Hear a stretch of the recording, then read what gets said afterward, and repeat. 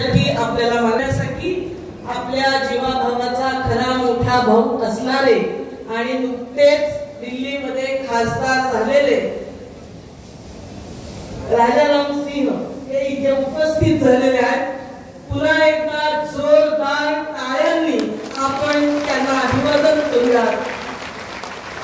या सभेमध्ये ज्या पद्धतीनं आपण 3 मुख्यता मांडणी सर्व मुख्य वक्त्यांनी केलेली आहे।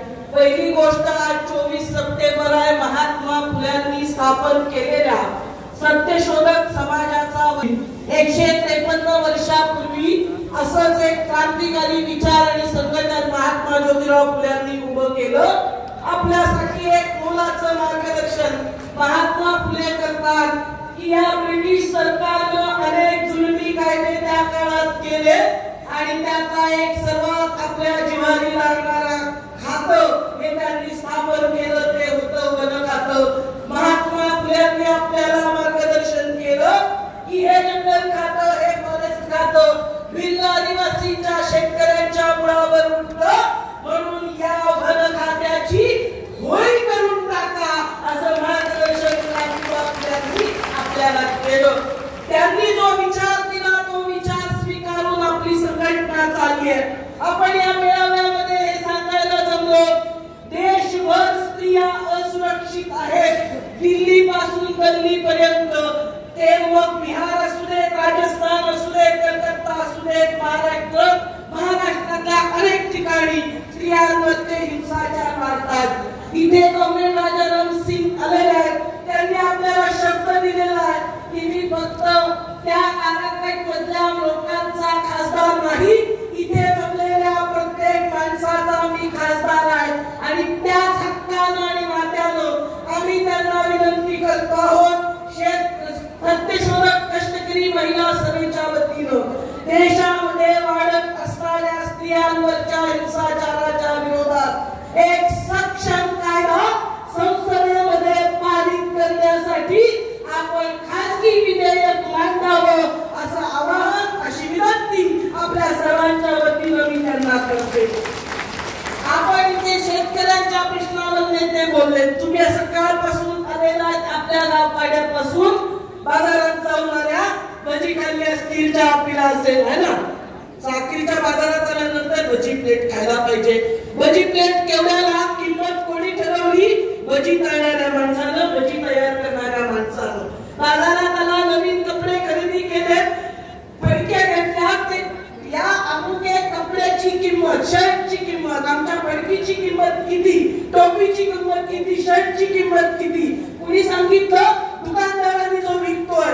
पण आपण हजारो वर्ष पिढ्यापासून ती शेती कसतोय, कांदा पिकवतो, धान पिकवतो, गहू असतील, डाळी असतील, परंतु आमच्या डाळीचा, आमच्या कांद्याचा, आमच्या गव्हाचा भाव ठरवण्याचा अधिकार आम्हाला का नाही, हा प्रश्न घेऊन आपण इथे उपस्थित झालोय। आणि म्हणून दुधासह सर्व शेतमालाला हमी भाव मिळाला पाहिजे ही आपली मागणी आहे। आपण तिसरी गोष्ट, शेवट, मी कमी बोलणार आहे, मला वेळ कमी आहे कारण आपले नेते बोलायचे, शेवटचा आपण त्याच्यासाठी बोलतो। बस आज इथे जमलो, आपला आजचा शेतकरी मेळावा ही एक खरं तर राजकीय परिषद आहे। कुठलंही आंदोलन हे एक राजकीय गोष्ट सांगत असतं। आजचा मेळावा एक राजकारणाचा संदेश आपल्यापर्यंत पोहोचवण्यासाठी निश्चित आहे। आपण 3 पिढ्या 4 पिढ्यापासून त्या वनजमिनी कसत आलो, काही ठिकाणी सातबारे, काही ठिकाणी प्रमाणपत्र वाटली गेली आणि अनेक नव्या वनदावेदारांना अपात्र असा शिक्का आपल्या माथी मारला गेला। आपण सांगतो की आम्ही मूळ रहिवासी, आम्ही आदिवासी, पण हे महाराष्ट्राचं सरकार, हे देशाचं सरकार नवे आदिवासी विरोधी कायदे करून आपल्याला जंगलापासून हाकलून लावण्याचा प्रयत्न करतायत। आदिवासी ही ओळख पुसण्याचं काम करतायत। आपल्याला देशाचा पंतप्रधान लाल किल्ल्यावरून वनवासी म्हणतोय, आजच्या सभेमध्ये आम्ही प्राईम मिनिस्टर आम्हाला वनवासी म्हणतात त्याचा, आणि देशात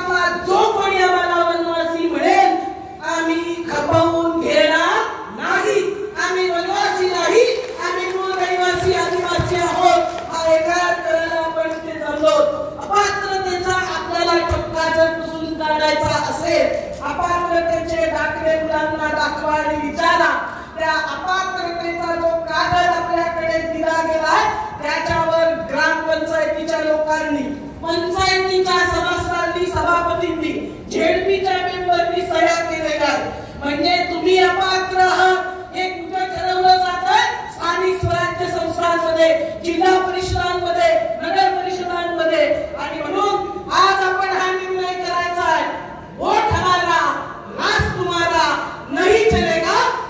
आता मतही आमचा असेल, तो उमेदवार सुद्धा आमचा असेल, आणि ही लढाई आमच्या अंगावर गुलाल उधळल्याशिवाय संपणार नाही। हा निर्धार आपल्याला करायचा आहे।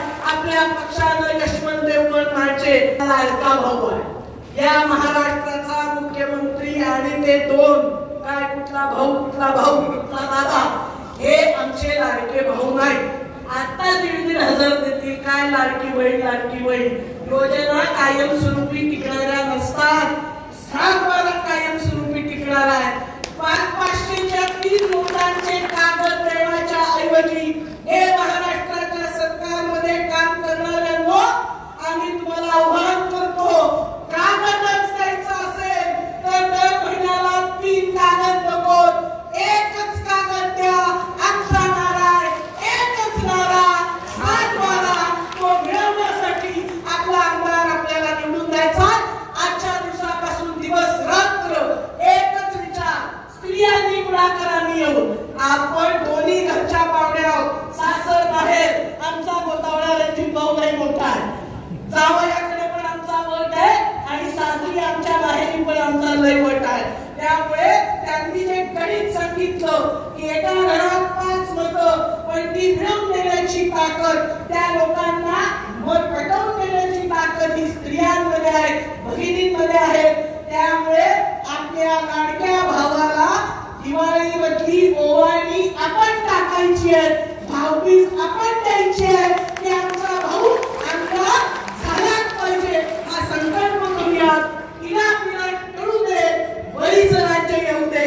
हे बळीचं राज्य आणण्यासाठी आपण सर्व एक दिलानं, एक मतानं इलेक्शनच्या तयारीला लागूयात, एवढंच आज आपल्या सर्वांना आवाहन करते।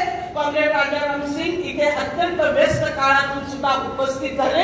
व्यक्तिशः माझ्या वतीनं मी त्यांचे आभार व्यक्त करते आणि थांबते। सत्य की जय हो, लाल सलाम।